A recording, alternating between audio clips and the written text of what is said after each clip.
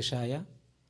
ತಿರುಮಲ ತಿರುಪತಿ ದೇವಸ್ಥಾನಗಳ ಶ್ರೀ ವೆಂಕಟೇಶ್ವರ ಕನ್ನಡ ವಾಹಿನಿಯು ಭಗವದ್ಗೀತೆಯ ಪಾರಾಯಣ ಪ್ರವಚನವನ್ನು ಒಂದು ಮಾಲಿಕೆ ಅಂದರೆ ಒಂದು ಸೀರಿಯಲ್ ರೂಪವಾಗಿ ನಮ್ಮೆಲ್ಲರಿಗೂ ಕೂಡ ನೀಡುತ್ತಿದ್ದಾರೆ. ಭಗವದ್ಗೀತಾ ಉಪನಿಷತ್ತುಗಳ ಸಾರ ಅಂತ ಹಿಂದಿನ ಎಪಿಸೋಡಲ್ಲಿ ಹೇಳಿದ್ದೀನಿ. ಗೀತಾ ಸುಗೀತಾ ಕರ್ತವ್ಯ ಕಿಮನ್ಯೈ ಶಾಸ್ತ್ರವಿಸ್ತರೈ ಅಂತ ಒಂದು ಮಾತು. ತದರ್ಥ ಗೀತಾ ಸುಗೀತಾ ಕರ್ತವ್ಯ, ಭಗವದ್ಗೀತೆ ಒಂದಿದ್ದರೆ ಸಾಕು. ಅಂದರೆ ಭಗವದ್ಗೀತೆಯನ್ನು ಒಂದಾಗಿ ನೀವು ಮನೆಯಲ್ಲಿದ್ದು ಓದಿ ತದರ್ಥವನ್ನು ತಿಳ್ಕೊಂಡ್ರೆ ಸಾಕು, ಈ ಜೀವನ ಧನ್ಯವಾಗುತ್ತೆ ಅಂತ ಹೇಳಿದ್ದಾರೆ. ಕಿಮನ್ಯೈ ಶಾಸ್ತ್ರವಿಸ್ತರೈ, ದೊಡ್ಡದಾದ ಶಾಸ್ತ್ರಗಳಲ್ಲೆಲ್ಲ ಕೂಡ ಪುರಾಣಗಳು ಅಥವಾ ಮಹಾಭಾರತ, ರಾಮಾಯಣ, ಇನ್ನು 4 ವಿಧವಾದ ವೇದಗಳು ಕೂಡ ಓದಬೇಕಾಗಿಲ್ಲ. ಭಗವದ್ಗೀತೆ ಒಂದೇ ಒಂದು ಶ್ರದ್ಧೆಯಿಂದ ನೀವು ಓದಿ ಅದರ ಅರ್ಥವನ್ನು ತಿಳ್ಕೊಂಡ್ರೆ ಸಾಕು ಎಂಬುದೇ ಅದರ್ಥ. ಇವತ್ತಿನ 7ನೇ ಅಧ್ಯಾಯದ ಪಾರಾಯಣವನ್ನು ನಾವೆಲ್ಲರೂ ಕೂಡ ಮಾಡೋಕ್ಕೂ ಮುಂಚೆ ಶ್ರೀ ಗುರು ಪ್ರಾರ್ಥನೆಯಿಂದ ಪ್ರಾರಂಭ ಮಾಡೋಣ. ಸಮಾಶ್ರಯೇದ್ ಗುರುಂ ಭಕ್ತ್ಯಾ ಮಹಾವಿಶ್ವಾಸಪೂರ್ವಕಂ ನಿಕ್ಷಿಪೇತ್ ಸರ್ವಭಾರಾಂಶ್ಚ ಗುರೋ ಶ್ರೀಪಾದಪಂಕಜೇ. ವೆಂಕಟೇಶ್ವರ ಸ್ವಾಮಿ ಕಲಿಯುಗದಲ್ಲಿ ವರದೈವ. ಅದು ಕನ್ನಡಿಗರಿಗಂತೂ ತಿಮ್ಮಪ್ಪ ಸ್ವಾಮಿ ಅಂತ ಪ್ರತಿಯೊಬ್ಬರ ಮನೆಯಲ್ಲೂ ಕೂಡ ಭಕ್ತಿ ಶ್ರದ್ಧೆಯಿಂದ ಪೂಜೆಯನ್ನು ಮಾಡಿ, ಇಲ್ಲಿಂದ ಪಾದಯಾತ್ರೆ ಮಾಡಿಕೊಂಡು ಸ್ವಾಮಿರವರ ಒಂದು ಮೆಟ್ಲೋತ್ಸವ ಮುಂತಾದ ಕಾರ್ಯಕ್ರಮಗಳನ್ನು ಮಾಡಿ ಒಂದು ಕ್ಷಣವ ಮಾತ್ರ ದರ್ಶನವನ್ನು ಪಡೆದು ಕೃತಾರ್ಥರಾಗ್ತಾ ಇದ್ದಾರೆ. ಅಂಥ ಒಂದು ಶ್ರೀನಿವಾಸ ಸ್ವಾಮಿರವರ ಪ್ರಾರ್ಥನೆಯಿಂದ ಮತ್ತೊಮ್ಮೆ ಶುರು ಮಾಡೋಣ. ಆನಂದ ಜ್ಞಾನದಂ ವಿಷ್ಣುಂ ಆನಂದಮಯನಾಮಕಂ ಆನಂದೇನ ದದರ್ಶಾಥ ಆನಂದನಿಲಯಾಲಯೇ. ಯಾವುದೇ ಒಂದು ಪ್ರಯೋಜನ ಇಲ್ಲದೆ ಇದ್ದರೆ ಯಾರೂ ಕೂಡ ಯಾವ ಕೆಲಸನೂ ಮಾಡಲ್ಲ, ಹೌದಾ ಅಲ್ವಾ? ಯಾಕೆಂದರೆ ನಾವು ಯಾವುದೊಂದು ಕೆಲಸ ಮಾಡ್ತಾ ಇದ್ದೀವಿ ಅಂದರೆ, ಈಗ ಇವತ್ತು ತಾವೆಲ್ಲ ಕೂಡ ಪಾರಾಯಣ ಮಾಡ್ತಾ ಇದ್ದೀರಂದರೆ ಶ್ರೀಕೃಷ್ಣ ಪರಮಾತ್ಮರ ಒಂದು ಅನುಗ್ರಹವನ್ನು ಬಯಸಿ ಈ ಭಗವದ್ಗೀತಾ ಪಾರಾಯಣವನ್ನು ಮಾಡ್ತಾ ಇದ್ದೀರಿ. ಯಾಕೆಂದರೆ ಪ್ರಯೋಜನಂ ಅನುದ್ದಿಶ್ಯ ನ ಮಂದೋಪಿ ಪ್ರವರ್ತತೆ ಅಂತ ಒಂದು ಸಂಸ್ಕೃತ ವಾಕ್ಯ. ಅಂದರೆ ಒಬ್ಬ ಹುಚ್ಚ ಅಂದರೆ ಮೆಂಟಲ್ಲಿ ಸರಿಯಾಗಿಲ್ಲದೆ ಇರೋನು ಕೂಡ ಅವನಿಗೆ ಒಂದು ಯಾವುದೊಂದು ಚೇಷ್ಟೆ ಮಾಡ್ತಾ ಇದ್ದಾನೆಂದರೆ ತದ್ವಾರ ಅವನು ಆನಂದವನ್ನು ಅನುಭವಿಸುತ್ತಿದ್ದಾನೆ ಎಂಬ ಒಂದು ಅರ್ಥ ಅದಕ್ಕೆ. ಸೊ ನಾವು ಯಾವುದೇ ಮಾಡಿದ್ರೂ ಕೂಡ ಪ್ರಯೋಜನವನ್ನು ನಾವು ಬೇಡ್ತೀವಿ. ಅದಕ್ಕೆ ನಾವು ಧರ್ಮ, ಅರ್ಥ, ಕಾಮ, ಮೋಕ್ಷಗಳಲ್ಲಿ ಪುರುಷಾರ್ಥಗಳನ್ನು ಸದುಪಯೋಗ ಮಾಡಿಕೊಳ್ಳಲು ನಾವು ಈ ಸಂಕಲ್ಪವನ್ನು ಮಾಡಿ ಆ ಭಗವಂತನ ಕೃಪೆಗೆ ಪಾತ್ರರಾಗೋಣ. ಶ್ರೀಮದಾದಿವರಾಹ ಕ್ಷೇತ್ರೇ ವಿರಾಜಮಾನಸ್ಯ ಅಖಿಲಾಂಡಕೋಟಿ ಬ್ರಹ್ಮಾಂಡ ನಾಯಕಸ್ಯ ಶ್ರೀ ಪದ್ಮಾವತಿ ಜಾನೇಃ ಭಗವತಃ ಶ್ರೀ ವೆಂಕಟೇಶ್ವರ ಸ್ವಾಮಿನಃ ಕೃಪಾಬಲೇನ ಜಗದ್ಗುರೋಃ ಶ್ರೀ ಗೋಪಾಲಕೃಷ್ಣಾನುಗ್ರಹೇಣ ಅಸ್ಮಾಕಂ ಸರ್ವೇಷಾಂ ಶರೀರಸ್ಯ ಮನಸಶ್ಚ ಮಾನಸಸ್ಯ ಚ ಬಲಸಿದ್ಧ್ಯರ್ಥಂ ಸಮಸ್ತಾನಾಂ ಆಧಿವ್ಯಾಧೀನಾಂ ನಿವಾರಣಾರ್ಥಂ ಸರ್ವಯಜ್ಞಫಲಪ್ರಾಪ್ತ್ಯರ್ಥಂ ಸರ್ವಾಸಾಂ ಸಂಪದಾಂ ಪ್ರಾಪ್ತ್ಯರ್ಥಂ ವಿದ್ಯಾರ್ಥಿನಾಂ ಬುದ್ಧಿಶಕ್ತಿ ವೃದ್ಧಿದ್ವಾರಾ ಪರೀಕ್ಷಾಸು ಉತ್ತೀರ್ಣತಾ ಸಿದ್ಧ್ಯರ್ಥಂ ಅಧಿಕಾರಿಣಾಂ ಸ್ವಸ್ವವಿಧಿ ನಿರ್ವಹಣ ಕೌಶಲ ಸಿದ್ಧ್ಯರ್ಥಂ ಸಮಸ್ತ ಪಾಪಕ್ಷಯಾರ್ಥಂ ಜ್ಞಾನ ಭಕ್ತಿ ವೈರಾಗ್ಯ ಸಿದ್ಧ್ಯರ್ಥಂ ಶ್ರೀ ಗೋಪಾಲಕೃಷ್ಣ ಪ್ರೇರಣೆಯ ಶ್ರೀ ಗೋಪಾಲಕೃಷ್ಣ ಪ್ರೀತ್ಯರ್ಥಂ ಶ್ರೀಮದ್ಭಗವದ್ಗೀತಾಯಾಃ ಸಪ್ತಮೋಧ್ಯಾಯ ಅಂತರ್ಗತ ಶ್ಲೋಕಪಾರಾಯಣಂ ತಥಾ ಭಗವದ್ಗೀತಾ ಶ್ರವಣಂಚ ಕರಿಷ್ಯಾಮಹೇ. ಈಗ ದಶಾವತಾರಗಳಲ್ಲಿ ಎಲ್ಲ ಅವತಾರಗಳು ಒಂದು, ಆದರೆ ಶ್ರೀಕೃಷ್ಣ ಪರಮಾತ್ಮರ ಅವತಾರವೇ ಬಹು ಅತ್ಯದ್ಭುತವಾದ ಅವತಾರ. ಅದಕ್ಕೆ ಮುಂಚೆ ಎಷ್ಟೇ ಅವತಾರಗಳು ಶ್ರೀಮನ್ನಾರಾಯಣನು ಈ ಅವತಾರ ರೂಪ ಪುರುಷನಾಗಿ ಬಂದರೂ ಕೂಡ ಶ್ರೀಕೃಷ್ಣ ಪರಮಾತ್ಮ ನೀಡಿರುವಂತಹ ಒಂದು ಕೊಡುಗೆ ಈ ಕಲಿಯುಗಕ್ಕೆ ಮತ್ಯಾವ ಅವತಾರ ಪುರುಷರು ಕೂಡ ನೀಡಿಲ್ಲ. ಅಂತಹ ಒಂದು ಅತ್ಯದ್ಭುತವಾದ ಅವತಾರ ಪುರುಷನಾಗಿರುವಂತಹ ಶ್ರೀಕೃಷ್ಣ ಪರಮಾತ್ಮರ ಒಂದು ಪ್ರಾರ್ಥನೆಯನ್ನು ಮಾಡೋಣ. ಕಂಸಾಂತಕಂ ಶಂಶನೀಯಂ ಸಂಶಾಂತಿಂ ಸಂಸ್ಕೃತಿಚ್ಛಿದಂ ಸಂಶಯಚ್ಛೇದಿ ಸಂವಿದ್ಧಿಂ ಶ್ರೀನಿವಾಸಂ ಭಜೇ ನಿಶಂ. ಭಗವದ್ಗೀತೆಯಲ್ಲಿ ಪಾರ್ಥಾಯ ಪ್ರತಿಬೋಧಿತಾಂ ಭಗವತಾ ನಾರಾಯಣೇನ ಸ್ವಯಂ ಅಂತ ಒಂದು ಪ್ರಾರ್ಥನಾ ಶ್ಲೋಕ ಇದೆ. ತದನುಸಾರವಾಗಿ ಈ ಭಾರತದಲ್ಲಿ ಈ ಭಗವದ್ಗೀತಾ ಎಂಬುದು ಅತ್ಯದ್ಭುತವಾದ ಒಂದು ಪರ್ವ.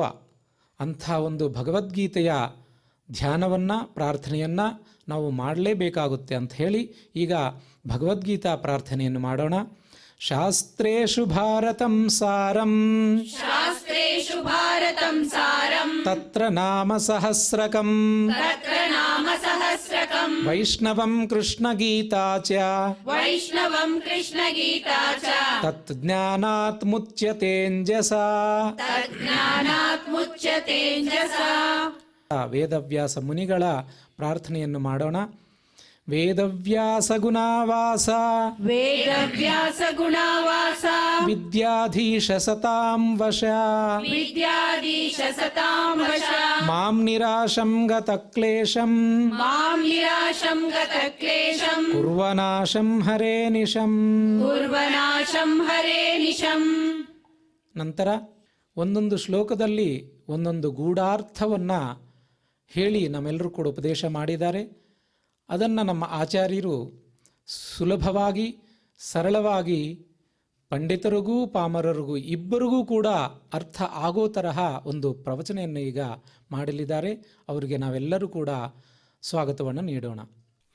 ದೇವಂ ನಾರಾಯಣಂ ನತ್ವಾ ಸರ್ವದೋಷ ವಿವರ್ಜಿತಂ ಪರಿಪೂರ್ಣಂ ಗುರುಂಶ್ಚಾಂಗೀತಾರ್ಥಂ ವಕ್ಷ್ಯಾಮಿ ಲೇಶತಃ ಸಮಸ್ತಗುಣಸಂಪೂರ್ಣಂ ಸರ್ವದೋಷ ವಿವರ್ಜಿತಂ ನಾರಾಯಣಂ ನಮಸ್ಕೃತ್ಯ ಗೀತಾ ತಾತ್ಪರ್ಯಮುಚ್ಯತೆ. ಶ್ರೀ ಗುರುಭ್ಯೋ ನಮಃ. ಹರಿ ಓಂ. ಕಲಿಯುಗ ಪ್ರತ್ಯಕ್ಷ ದೈವನಾದ ವೆಂಕಟೇಶ್ವರ ದೇವರ ದಿವ್ಯಾನುಗ್ರಹ ವಿಶೇಷದಿಂದ ನಾವು ಶ್ರೀಮದ್ ಭಗವದ್ಗೀತೆಯ ಪ್ರವಚನ ಮಾಲಿಕೆಯ 7ನೇ ಅಧ್ಯಾಯದ ಇಷ್ಟರವರೆಗೂ ಕೂಡ ಜ್ಞಾನ ವಿಜ್ಞಾನ ಯೋಗದ 3 ಶ್ಲೋಕಗಳನ್ನು ನಾವು ತಿಳಿದುಕೊಳ್ಳಲು ಪ್ರಯತ್ನ ಮಾಡಿದ್ದೇವೆ. ಇನ್ಮೇಲೆ 4ನೆಯ ಶ್ಲೋಕದಿಂದ ನಾವು ಇವತ್ತಿನ ಪ್ರವಚನವನ್ನು ಆರಂಭಿಸೋಣ. ಪ್ರಾಯಶಃ ಪ್ರತಿಯೊಂದು ಮಾಸ ಮಾಹಾತ್ಮ್ಯದಲ್ಲೂ ಕೂಡ ಒಂದು ವಿಷಯವನ್ನು ಹೇಳ್ತಾರೆ. ಪ್ರತಿ ಮಾಸದ ಧರ್ಮಗಳನ್ನು ಹೇಳ್ತಾ ಈ ಮಾಸದಲ್ಲಿ ಇಂತಹ ದಾನಗಳನ್ನು ಮಾಡಿ, ಈ ಮಾಸದಲ್ಲಿ ಇಂತಹ ವ್ರತಗಳನ್ನು ಮಾಡಿ ಎಂಬುದಾಗಿ ಹೇಳ್ತಾ ಪ್ರತಿ ಮಾಸದಲ್ಲೂ ಕೂಡ ಪ್ರಾಯಶಃ ಮಾಡಬೇಕಾದ 2 ಧರ್ಮಗಳನ್ನು ಉಪದೇಶ ಮಾಡ್ತಾರೆ. ಒಂದು ಶ್ರೀಮದ್ ಭಗವದ್ಗೀತೆ, ಮತ್ತೊಂದು ಶ್ರೀಮದ್ ಭಾಗವತ. ಪ್ರತಿ ದಿವಸ ಶ್ರೀಮದ್ ಭಗವದ್ಗೀತೆಯ ಒಂದು ಅಧ್ಯಾಯವನ್ನಾದರೂ ಪಾರಾಯಣ ಮಾಡಿ. ಸಂಪೂರ್ಣ ಭಗವದ್ಗೀತೆಯ ಪಾರಾಯಣ ಮಾಡಿದರೆ ಅತ್ಯುತ್ತಮ. ಅದಾಗದಿದ್ದ ಪಕ್ಷದಲ್ಲಿ ಒಂದು ಅಧ್ಯಾಯವನ್ನಾದರೂ ಪಾರಾಯಣ ಮಾಡಿ. ಅದೂ ಆಗದಿರುವ ಸಂದರ್ಭದಲ್ಲಿ ಕೆಲವು ಶ್ಲೋಕಗಳನ್ನು, ಅದಕ್ಕೂ ಕಡಿಮೆ ಪಕ್ಷ ಒಂದು ಶ್ಲೋಕವನ್ನು, ಅದಕ್ಕೂ ಕಡಿಮೆ ಪಕ್ಷ ಅರ್ಧ ಶ್ಲೋಕ ಅಥವಾ ಕಾಲು ಪಾದವನ್ನಾದರೂ ಕೂಡ ಪಾರಾಯಣ ಮಾಡಿರಿ. ಅದೂ ಸಾಧ್ಯವಿರದಿರುವಂತಹ ಸಂದರ್ಭಗಳಲ್ಲಿ ಶ್ರೀಮದ್ ಭಗವದ್ಗೀತೆ ಎಂಬುದಾಗಿ ಆ ನಾಮಸ್ಮರಣೆ ಮಾಡಿದರೂ ಕೂಡ ಬಹಳವಾದಂತಹ ಪುಣ್ಯವನ್ನು ಪಡೆಯಬಹುದು ಎಂಬುದಾಗಿ ಶಾಸ್ತ್ರಕಾರರು ನಮಗೆ ತಿಳಿಸ್ಕೊಡ್ತಾರೆ. ಅಂತಹ ಮಹಾಪುಣ್ಯಪ್ರದವಾದಂತಹ ಶ್ರೀಮದ್ ಭಗವದ್ಗೀತೆಯ ಯಥಾಶಕ್ತಿ ನಾವಿಲ್ಲಿ ತಿಳಿದುಕೊಳ್ಳುವ ಪ್ರಯತ್ನವನ್ನು ಮಾಡೋಣ.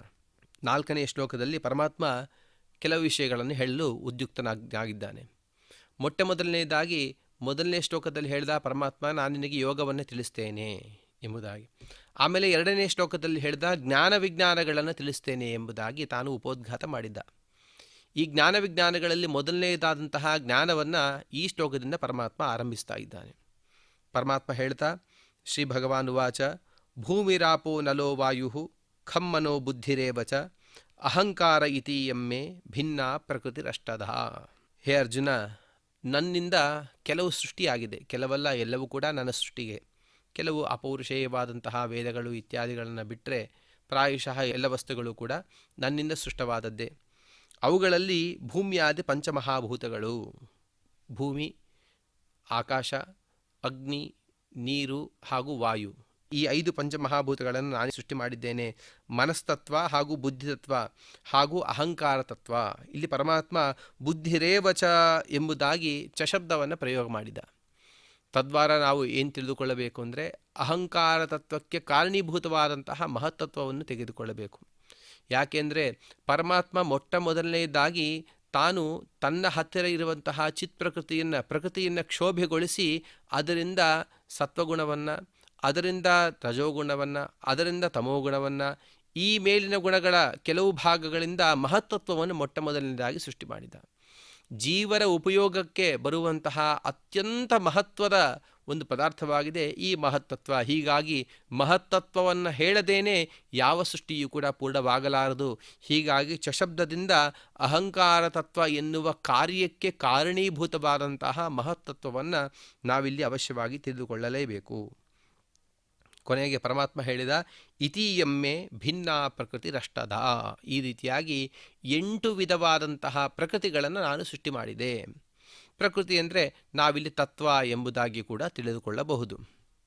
ಇಲ್ಲಿ ತತ್ವಗಳನ್ನು ನಾವು ವಿಚಾರ ಮಾಡುವಾಗ ಈ ತತ್ವಗಳೇನಿವೆ, ಕೊನೆಯ ತತ್ವ ಭೂಮಿಯ ತತ್ವ ಅಂತಾಗಿದ್ದರೆ ಈ ತತ್ವಕ್ಕೆ ಅಭಿಮಾನಿಯಾಗಿ ಶನೈಶ್ಚರ ಹಾಗೂ ಭೂದೇವಿ. ಈ ಭೂತತ್ವ ಎಷ್ಟಿದೆ ಅಂತಂದರೆ 50 ಕೋಟಿ ಯೋಜನ ವಿಸ್ತೀರ್ಣ ಅಂತ ಹೇಳ್ತಾರೆ. ಅಂದರೆ 50 ಕೋಟಿ ಯೋಜನ ವಿಸ್ತೀರ್ಣವಾದದ್ದು ಈ ಭೂಮಿ ಎನ್ನುವಂತಹ ತತ್ವ. ಭೂಮಂಡಲ ಅಲ್ಲ, ಭೂಮಿ ಎನ್ನುವಂತಹ ತತ್ವ. ಈ ರೀತಿಯಾಗಿ ಮೇಲಿನ ತತ್ವಗಳೆಲ್ಲವೂ ಕೂಡ ಕೊನೆಯದಾದಂತಹ ಸತ್ವ ತತ್ವದವರೆಗೂ ಕೂಡ ಒಂದೊಂದು ತತ್ವವು ಕೂಡ ತನ್ನ ಹಿಂದಿನ ತತ್ವಕ್ಕಿಂತ ಮುಂದಿನ ತತ್ವವು 10 ಪಟ್ಟು ದೊಡ್ಡದಾಗಿರುತ್ತದೆ. ಉದಾಹರಣೆಗೆ ಭೂಮಿ ತತ್ವ ಇದು 50 ಕೋಟಿ ಯೋಜನ ವಿಸ್ತೀರ್ಣವಾಗಿದ್ದರೆ ಅದರ ಮೇಲೆ ಬರುವಂತಹ ಅಪ್ತತ್ವ, ನೀರಿನ ತತ್ವ ಏನಿದೆಯೋ, ಇದು 500 ಕೋಟಿ ಯೋಜನ ವಿಸ್ತೀರ್ಣವಾಗಿರ್ತದೆ. ಈ ರೀತಿಯಾಗಿ ನಾವು ತಿಳಿದುಕೊಳ್ಳಬಹುದು. ಪರಮಾತ್ಮ ಹೇಳಿದ, ಈ ರೀತಿಯಾಗಿ ನನ್ನಿಂದ ಭಿನ್ನವಾದಂತಹ, ಅಭಿವ್ಯಕ್ತವಾದಂತಹ, ಸೃಷ್ಟಿ ಮಾಡಲ್ಪಟ್ಟಂತಹ ಪ್ರಕೃತಿಯು 8 ವಿಧದ್ದಾಗಿದೆ ಎಂಬುದಾಗಿ ಹೇಳಿದ. 8 ಅಂದರೆ ಕೇವಲ ಸಂಖ್ಯೆ 8 ಎಂಬುದಾಗಿ ಮಾತ್ರ ನಾವು ತಿಳಿದುಕೊಳ್ಳಬಾರದು. ಯಾಕೆಂದರೆ ತತ್ವಗಳ ಬಗ್ಗೆ ಹೇಳುವಾಗ ಭಾಗವತಾದಿ ಗ್ರಂಥಗಳಲ್ಲಿ ಅನೇಕ ತತ್ವಗಳನ್ನು ತಿಳಿಸ್ತಾರೆ. ಅದರಲ್ಲೂ ಕೂಡ ಒಂದು ಗ್ರಂಥದಲ್ಲಿ ಹೀಗೆ ತಿಳಿಸ್ತಾರೆ, ಪುರುಷೋ ವ್ಯಕ್ತಂಚ ಮಹಾನ್ ಅಹಂಕಾರೋ ಮನಸ್ತಥಾ ದಶೇಂದ್ರಿಯಾಣಿ ಶಬ್ದಾದ್ಯಾಹ ಭೂತೇತಾಹ ಪಂಚವಿಂಶತಿ. ಮೊದಲನೇ ತತ್ವ ಪುರುಷ ತತ್ವ ಆದರೆ ಅದರಿಂದ ಬಂದದ್ದು ಅವ್ಯಕ್ತ ತತ್ವ, ಅದು ಲಕ್ಷ್ಮೀದೇವಿ ಅಭಿಮನ್ಯಮಾನವಾದದ್ದು. ಪುರುಷ ತತ್ವ ಪರಮಾತ್ಮನಿಂದ ಅಭಿಮನ್ಯವಾದದ್ದು. ಹಾಗೂ ಮಹತ್ತತ್ವ, ಅಹಂಕಾರ ತತ್ವ, ಮನಸ್ತತ್ವ, 10 ಇಂದ್ರಿಯಗಳು, 10 ಜ್ಞಾನೇಂದ್ರಿಯಗಳು, 10 ಕರ್ಮೇಂದ್ರಿಯಗಳು, ಹೀಗೆ ನೋಡಿಕೊಂಡಾಗ ಒಟ್ಟಾಗಿ 25 ತತ್ವಗಳಾಯಿತು. ಆಮೇಲೆ ತತ್ವಾಖ್ಯಾಹ ಕಾಲ, ಮಾಯ, ನಿಯತಿ, ಮತಿ, ವಿದ್ಯಾ, ಕಲಾ, ಪ್ರವೃತ್ತಿ, ಈ ರೀತಿಯಾಗಿ ನೋಡಿಕೊಂಡಾಗ ಒಟ್ಟಿನಲ್ಲಿ 32 ತತ್ವ ಸಂಗ್ರಹ, 32 ತತ್ವಗಳಂತ ಹೇಳಿ ಕೆಲವು ಕಡೆ ಹೇಳಿದರೆ, ಮತ್ತೊಂದು ಕಡೆ ಹೇಳ್ತಾರೆ ಸ್ಫೂರ್ತಿ, ಸಂವಿತ್, ಪ್ರತಿಷ್ಠಾಚ, ಶಕ್ತಿರಿತ್ಯಪರಾಣಿ ಚ ಮಹಾಲಕ್ಷ್ಮೀ ಸ್ವರೂಪಾಣಿ ಏಕಾದಶ ವಿಧೋ ವಿದುಹು. ಮತ್ತೊಂದು 11 ತತ್ವಗಳು ಇವೆ ಎಂಬುದಾಗಿ ಕೂಡ ಬೇರೆ ಬೇರೆ ಕಡೆ ತಿಳಿಸ್ತಾರೆ. ಈ ರೀತಿಯಾಗಿ ಪರಮಾತ್ಮ ಹೇಳ್ತಾನೆ, ಮತ್ಪ್ರೇರಿತಾ ಪ್ರಕೃತಿ ಪೃಥಿವ್ಯಾದಿ ಕಾರ್ಯರೂಪೇಣೇವ ಭಿನ್ನ. ನನ್ನಿಂದ ಪ್ರೇರಿತವಾದಂತಹ ಈ ಪ್ರಕೃತಿ ಏನಿದೆಯೋ ಇದು ಪೃಥಿವ್ಯಾದಿ ಕಾರ್ಯರೂಪದಿಂದ ಪ್ರಜೆಗಳಿಗೆ ಸಿಗ್ತಾ ಇದೆ. ಅದೇನಿದು? ಹೀಗಾಗಿ ಸಿಗಬೇಕು? ಸಾಕ್ಷಾತ್ ಪ್ರಕೃತಿಗೆ ಮನುಷ್ಯನಿಗೆ ಸಿಕ್ಕು ಆ ಪ್ರಕೃತಿ ದ್ವಾರಾನೇ ಮನುಷ್ಯ ತಾನು ಸುಖ ದುಃಖಗಳನ್ನು ಅನುಭವಿಸ್ಬೋದಲ್ಲ ಅಂತಂದರೆ, ಪ್ರಕೃತಿ ಅಂತಂದರೆ ಮೂಲ ಪ್ರಕೃತಿ. ಈ ಮೂಲ ಪ್ರಕೃತಿ ಸಾಕ್ಷಾತ್ ಮಹಾಲಕ್ಷ್ಮೀ ದೇವಿಯಿಂದ ಅಭಿಮನ್ಯವಾದವಾದದ್ದು. ಮಹಾಲಕ್ಷ್ಮೀ ದೇವಿಯಿಂದ ಮಾತ್ರ ಅಭಿಮನ್ಯಮಾನವಾದಂತಹ ಮೂಲ ಪ್ರಕೃತಿ ಮತ್ತೊಬ್ಬರಿಗೆ ಯಾರಿಗೂ ಕೂಡ ಗ್ರಹಣ ಯೋಗ್ಯವಲ್ಲ. ಅದು ಕೇವಲ ಪರಮಾತ್ಮನ ಉಪಭೋಗಕ್ಕೆ ಮಾತ್ರ, ಪರಮಾತ್ಮನ ಸೇವೆಗೆ ಮಾತ್ರ ನಿಹಿತವಾದದ್ದು. ಆದ್ದರಿಂದಾಗಿ ಪರಮಾತ್ಮ ಹೇಳಿದ, ಈ ರೀತಿಯಾಗಿ ನಾನು ಈ ಪೃಥಿವ್ಯಾದಿ ಕಾರ್ಯರೂಪವಾದಂತಹ ತತ್ವಗಳನ್ನು ಮನುಷ್ಯರಿಗೆ ನಾನು ನೀಡಿದ್ದೇನೆ. ಒಟ್ಟಿನಲ್ಲಿ ಹೀಗೆ ನೋಡುವಾಗ ಜ್ಞಾನ ಶಬ್ದದಿಂದ ಯಾವ ವಸ್ತುವನ್ನಾದರೆ, ಯಾವ ಜ್ಞಾನವನ್ನಾದರೆ ನಿನಗೆ ತಿಳಿಸಬೇಕೆಂದಿದ್ದೀನೋ ಅದನ್ನು ಕೇಳು ಅರ್ಜುನ. ಈ 8 ತತ್ವಗಳು ಇಲ್ಲಿ ಹೆಸರಿಸಿದಂತೆ 8 ತತ್ವಗಳು ಅಥವಾ ಮಹತ್ತತ್ವ ಸೇರಿಸಿಕೊಂಡು 9, ಇವೆಲ್ಲವೂ ಕೂಡ ನನ್ನಿಂದ ಪ್ರಜೆಗಳಿಗಾಗಿ ಅಭಿವ್ಯಕ್ತವಾಗಿದೆ, ಸೃಷ್ಟಿ ಮಾಡಲ್ಪಟ್ಟಿವೆ ಎಂಬುದಾಗಿ ಈ ಭೂಮಿರಾಪೋ ನಲೋ ವಾಯು ಖಂ ಮನೋ ಬುದ್ಧಿರೇವಚ ಅಹಂಕಾರ ಇತಿ ಎಮ್ಮೆ ಭಿನ್ನ ಪ್ರಕೃತಿರಷ್ಟಧ ಎಂಬುದಾಗಿ ಈ ಶ್ಲೋಕದ ಅರ್ಥವನ್ನು ತಿಳಿಸಿದರು. ಇನ್ನು ಇದಾದ ನಂತರ 5ನೇ ಶ್ಲೋಕಕ್ಕೆ ನಾವು ಹೋದಾಗ ಪರಮಾತ್ಮ ಹೇಳ್ತಾನೆ, ಅಪರೇಯ ಮಿತಸ್ತ್ವನ್ಯಾಂ ಪ್ರಕೃತಿಂ ವಿದ್ಧಿಮೇ ಪರಾಂ ಜೀವಭೂತಾಂ ಮಹಾಬಾಹೋ ಯಯೇದಂ ಧಾರ್ಯತೆ ಜಗತ್. ಅರ್ಜುನ, ಮತ್ತೊಂದು ಪ್ರಕೃತಿ ಇದೆ, ಅದನ್ನು ತಿಳ್ಕೋ, ಅದು ಬಹಳ ಮಹತ್ವದ್ದಾಗಿದೆ. ಈ ಶ್ಲೋಕಕ್ಕೆ ಉಪೋದ್ಘಾತರು ಈ ಶ್ಲೋಕ ಯಾಕೆ ಹೊರಟಿದೆ ಎಂಬುದಾಗಿ ಪರಮಾತ್ಮ ತಾನು ತಿಳಿಸ್ತಾ 2 ಕಾರಣವನ್ನು ತಿಳಿಸ್ತಾರೆ. ಕೇವಲ ಜಡ ಪ್ರಕೃತಿ ಮಾತ್ರ ನನ್ನ ವಶ ಅಲ್ಲ. ಜಡ ಪ್ರಕೃತಿ ಅಂದರೆ ಇಲ್ಲಿ ಯಾವುದು ಸತ್ವರಜಸ್ತಮಕ್ಕೆ ಮೂಲಭೂತವಾದಂತಹ ಚಿತ್ ಪ್ರಕೃತಿ ಏನಿದೆಯೋ ಅದು ಮಾತ್ರ ಅಲ್ಲ. ಲಕ್ಷ್ಮೀದೇವಿಯು ಕೂಡ, ಬ್ರಹ್ಮಾದಿ ಜಗತ್ತಿಗೆ ತಾಯಿಯಾದಂತಹ ಚಿತ್ ಪ್ರಕೃತಿಯು ಕೂಡ ನನ್ನ ಅಧೀನಳೆ ಎಂಬುವ ಒಂದೇ ಪ್ರಯೋಜನಕ್ಕಾಗಿ ಈ ಶ್ಲೋಕವು ಹೊರಟಿದೆ. ಮತ್ತೆ ಪರಮಾತ್ಮ ಈ ಶ್ಲೋಕದಿಂದ ಮತ್ತೊಂದು ವಿಷಯವನ್ನು ತಿಳಿಸ್ತಾ ಇದ್ದಾನೆ. ಪರಾವರ ವಸ್ತುಗಳನ್ನು ತಿಳಿಸ್ತಾ ಇದ್ದಾನೆ. ಯಾವುದು ಪರವಸ್ತುಗಳು, ಯಾವುದು ಅವರ ವಸ್ತುಗಳು ಎಂಬುವ ವಿಷಯವನ್ನು ಕೂಡ ಈ ಶ್ಲೋಕಗಳ ದ್ವಾರ ತಾನು ಪರಮಾತ್ಮ ತಿಳಿಸ್ತಾ, ಜಡಪ್ರಕೃತಿ ಜೀವಾಶ್ಚ ಅಪರಾಹ ಅಧಮಾಹ ಅಪರಾ ಇಯಂ. ಅರ್ಜುನ ತಿಳ್ಕೋ, ನೀನು ಹಿಂದಿನ ಶ್ಲೋಕದಲ್ಲಿ ಹೇಳಿದಂತೆ ಜಡಪ್ರಕೃತಿಯಿಂದ ಭಿನ್ನರಾದಂತಹ ಚಿತ್ಪ್ರಕೃತಿ ಇದು ನನ್ನ ಅಧೀನವಾಗಿದೆ. ಹಾಗೂ ಜಡಪ್ರಕೃತಿಯಿಂದ ಯಾರಾದರೆ ತಮ್ಮ ಪೋಷಣೆಯನ್ನು ಪಡಿತಾರೋ ಅಧಮರಾದಂತಹ ಜೀವರು, ಅವರು ಕೂಡ ನನ್ನ ಅಧೀನರೇ. ಇಲ್ಲಿ ಅಧಮ ಶಬ್ದಕ್ಕೆ ಅವರ ಯೋಗ್ಯತೆ ಕಡಿಮೆ ಅಂತ ಅರ್ಥ ಮಾತ್ರ ಹೊರತು ಅವರು ನೀಚರು ಎನ್ನುವ ಅರ್ಥದಲ್ಲಿ ಪ್ರಯೋಗಿಸಿದ್ದಲ್ಲ. ಯಾಕೆ ಅಂದರೆ ಪರಮಾತ್ಮ ಇವನು ಸರ್ವೋತ್ತಮನಾದಂತಹ ಪರಮಾತ್ಮನ ಮುಂದೆ ನಾವೆಲ್ಲರೂ ಕೂಡ ತೃಣಸಮಾನವಾದ್ದರಿಂದಾಗಿ ಪರಮಾತ್ಮನ ಮುಂದೆ ನಾವೆಲ್ಲರೂ ಅಧಮರು ಎನ್ನುವ ವಿಷಯದಲ್ಲಿ ಮಾತ್ರ, ಎನ್ನುವ ಭಾವದಲ್ಲಿ ಮಾತ್ರ ಅಧಮ ಶಬ್ದವನ್ನು ಇಲ್ಲಿ ಪ್ರಯೋಗ ಮಾಡಿದ್ದಾರೆ. ಪರಮಾತ್ಮ ಹೇಳ್ತಾನೆ, ಅನ್ಯಾಂ ಜೀವಭೂತಾಂ ಸರ್ವಜೀವದೇಹೇಶು ಸ್ಥಿತ್ವಾ ತದೀಯಾನ್ ಪ್ರಾಣಾನ್ ತದ್ದೇಹೇಶು ಧಾರಯತಿ ಜೀವಾ ಇತ್ಯುಕ್ತ. ಈ ಚಿತ್ಪ್ರಕೃತಿ ಏನಿದೆಯೋ ಈ ಚಿತ್ಪ್ರಕೃತಿಗೆ ಜೀವ ಎನ್ನುವುದಾಗಿ ಕೂಡ ಒಂದು ಹೆಸರನ್ನು ಇಡ್ತಾ ಇದ್ದಾರೆ. ಯಾಕೆ ಜೀವ ಅಂತ ಕರೀತಾರೆ ಅಂತಂದರೆ, ಜೀವ್ ಪ್ರಾಣಧಾರಣೆ ಎನ್ನುವ ಈ ಧಾತುವಿನಿಂದ ಜೀವ ಎನ್ನುವ ಶಬ್ದವು ನಿಷ್ಪನ್ನವಾಗಿದೆ. ಅದಕ್ಕಾಗಿ ಪರಮಾತ್ಮ ಹೇಳ್ತಾನೆ, ಎಲ್ಲರ ದೇಹದಲ್ಲಿ ಇದ್ದು ಅವರವರ ಪ್ರಾಣವನ್ನು ಧಾರಣೆ ಮಾಡುವಂತಹ ಶಕ್ತಿಯನ್ನು ನೀಡ್ತಾಳೆ ಲಕ್ಷ್ಮೀದೇವಿ. ಆದ್ದರಿಂದಾಗಿ ಲಕ್ಷ್ಮೀದೇವಿಯನ್ನು ಜೀವ ಅಂತ ಕರೀತಾರೆ.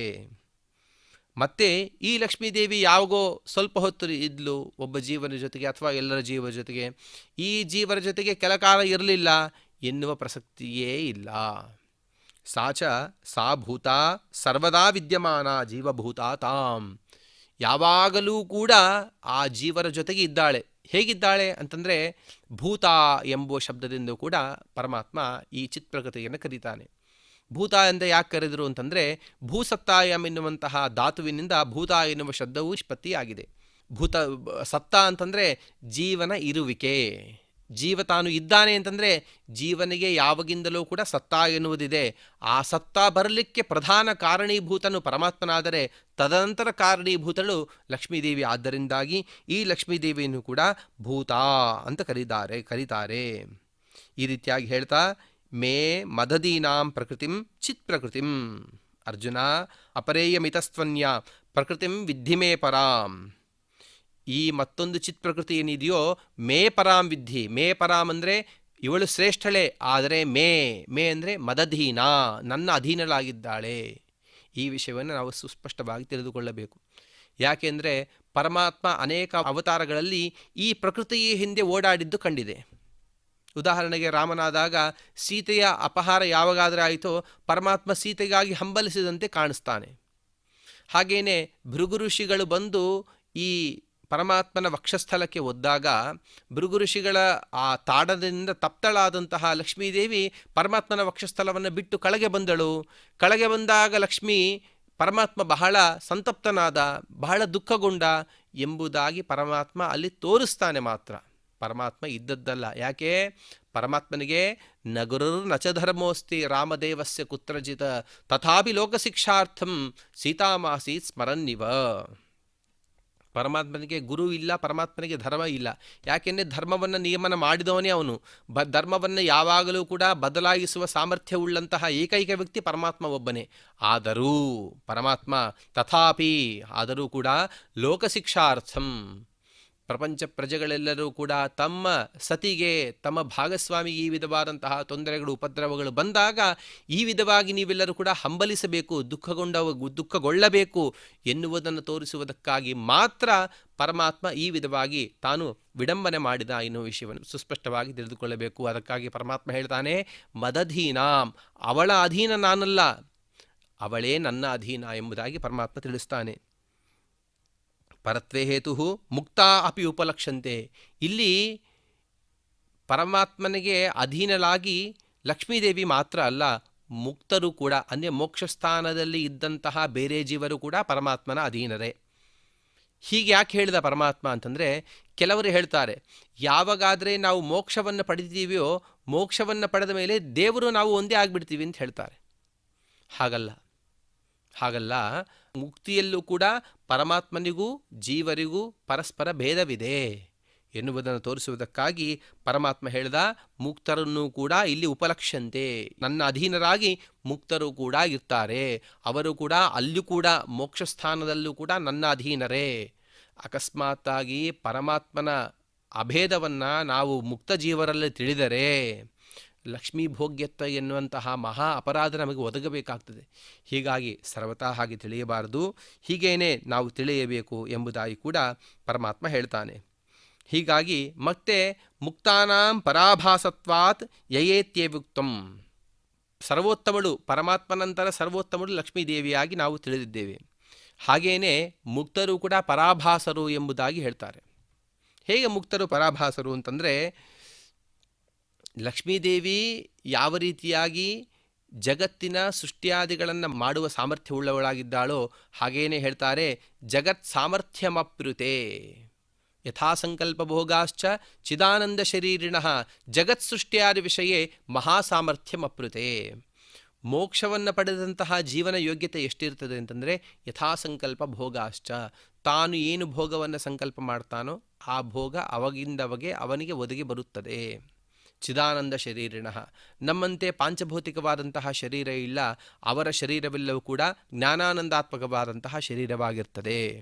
ಜಗತ್ ಸೃಷ್ಟಿಯಾದ ವಿಷಯ ಮಹಾಸಾಮರ್ಥ್ಯಂ, ನಿಜವಾಗಲೂ ಕೂಡ ಋತೇ ಸತ್ಯವಾಗಲೂ ಕೂಡ ಅವರಿಗೆ ಜಗತ್ತಿನ ಸೃಷ್ಟಿಯಾದಿ ಸಾಮರ್ಥ್ಯ ಬರುವಂತಹ ದೊಡ್ಡ ಸಾಮರ್ಥ್ಯವನ್ನು ಪರಮಾತ್ಮ ಅವರಿಗೆ ಜೀವರಿಗೆ ಒದಗಿಸ್ತಾನೆ. ಆದ್ದರಿಂದಾಗಿ ಜೀವರನ್ನು ಅಂದರೆ ಮುಕ್ತರಾದಂತಹ ಜೀವರನ್ನು ಕೂಡ ಪರಾಭಾಸ, ಶ್ರೇಷ್ಠರಿದ್ದಂತೆ ತೋರಿದಂತೆ ಪರಮಾತ್ಮ ತೋರಿಸ್ತಾನೆ ಎಂಬುದಾಗಿ ಕೂಡ ಪರಮಾತ್ಮ ಇಲ್ಲಿ ಹೇಳ್ತಾನೆ. ಈ ವಿಧವಾಗಿ ಇಲ್ಲಿ ಕೆಲವು ಶ್ಲೋಕಗಳನ್ನು ತಿಳಿಸಿದ ಮೇಲೆ ಮತ್ತೆ ನಾರದ ಪುರಾಣದಲ್ಲೂ ಕೂಡ ಈ ಲಕ್ಷ್ಮೀದೇವಿಯ ಮಹಾತ್ಮ್ಯದ ಬಗ್ಗೆ ಕೆಲವು ವಿಷಯಗಳನ್ನು ತಿಳಿಸ್ತಾರೆ. ಪ್ರಕೃತಿ ದ್ವೇತು ದೇವಸ್ಯ ಜಡಾ ಚೈವಾ ಜಡಾ ತಥಾ. ಪರಮಾತ್ಮನ ಏನು ಜಡ ಪ್ರಕೃತಿ ಇದೆಯೋ, ಪರಮಾತ್ಮನ ಏನು ಪ್ರಕೃತಿ ಇದೆಯೋ ಆ ಪ್ರಕೃತಿಗೆ ಎರಡು ವಿಧವಾದಂತಹ ಹೆಸರು, ಜಡ ಪ್ರಕೃತಿ ಅಜಡ ಪ್ರಕೃತಿ ಎಂಬುದಾಗಿ. ಅವ್ಯಕ್ತಾಖ್ಯ ಜಡಾಸಾಚ ಸೃಷ್ಟಿಯ ಭಿನ್ನಾಷ್ಟದ ಪುನಃ. ಅದರಲ್ಲೂ ಕೂಡ ಜಡ ಪ್ರಕೃತಿ ಏನಿದೆಯೋ ಇದನ್ನು ಅವ್ಯಕ್ತ ತತ್ವ ಎಂಬುದಾಗಿ ಕರೀತಾರೆ. ಅವ್ಯಕ್ತ ತತ್ವ ಅಂತ ಯಾಕೆ ಕರೀತಾರೆ ಅಂತಂದರೆ, ದೇವರನ್ನು ಬಿಟ್ಟು ಬೇರೆ ಯಾರಿಗೂ ಕೂಡ ಸ್ಪಷ್ಟವಾಗದಂತಹ ವ್ಯಕ್ತತ್ವ. ವ್ಯಕ್ತ ಅಂದರೆ ಸ್ಪಷ್ಟ, ಅವ್ಯಕ್ತ ಅಂದರೆ ಅಸ್ಪಷ್ಟ. ಸ್ಪಷ್ಟವಾಗದಂತಹ ಮಾಹಾತ್ಮ್ಯವುಳ್ಳವಳಾಗಿದ್ದಾಳೆ. ಆದ್ದರಿಂದಾಗಿ ಈ ಪ್ರಕೃತಿಯನ್ನು ಅವ್ಯಕ್ತ ಅಂದರೆ ಲಕ್ಷ್ಮೀದೇವಿಯನ್ನು ಅವ್ಯಕ್ತ ಎಂಬುದಾಗಿ ಕರೀತಾರೆ. ಇದು ಕೂಡ ಅಷ್ಟದಾ ಪುನಃ ಹಿಂದೆ ಹೇಳಿದಂತೇನೆ ಅನೇಕ ಥರದ್ದಾಗಿದೆ. ಮಹಾನ್ ಬುದ್ಧಿರ್ ಮನಶ್ಚೈವ ಪಂಚಭೂತಾನಿ ಚೇತಿ ಚ. ಮಹತ್ತತ್ವ, ಬುದ್ಧಿತತ್ವ, ಪಂಚಭೂತಗಳು, ಮನಸ್ತತ್ವ, ಅಹಂಕಾರ ತತ್ವ, ಈ ರೀತಿಯಾಗಿ ಅನೇಕ ವಿಧವಾದಂತಹ ರೂಪಗಳನ್ನು ಈ ಅವ್ಯಕ್ತ ತತ್ವೇ ತಾಳಿದೆ. ಅವರ ಸಾ ಜಡಾಶ್ರೀಶ್ಚ ಪರೇಯಂ ಧಾರ್ಯತೆ ತಯಾ. ಇನ್ನು ಮತ್ತೊಂದು ಪ್ರಕೃತಿ ಇದೆಯೋ ಆ ಪ್ರಕೃತಿ ಪರಾ ಎಂದು ಕರೀತಾರೆ. ಇದರಿಂದ ಏನಾಗ್ತದೆ? ಧಾರ್ಯತೆ ತಯ, ಎಲ್ಲವೂ ಕೂಡ ಈ ಲಕ್ಷ್ಮೀದೇವಿಯಿಂದ ಧರಿಸಲ್ಪಡುತ್ತದೆ. ಅಂದೇ ಹಿಂದೆ ಹೇಳಿದಂತೇನೆ ಜೀವನ ಸತ್ತಾಗೆ, ಜೀವನು ತಾನಿದ್ದಾನೆಂದರೆ ಅದಕ್ಕೆ ಕಾರಣೀಭೂತರಾದವಳು ಈ ಲಕ್ಷ್ಮೀದೇವಿ.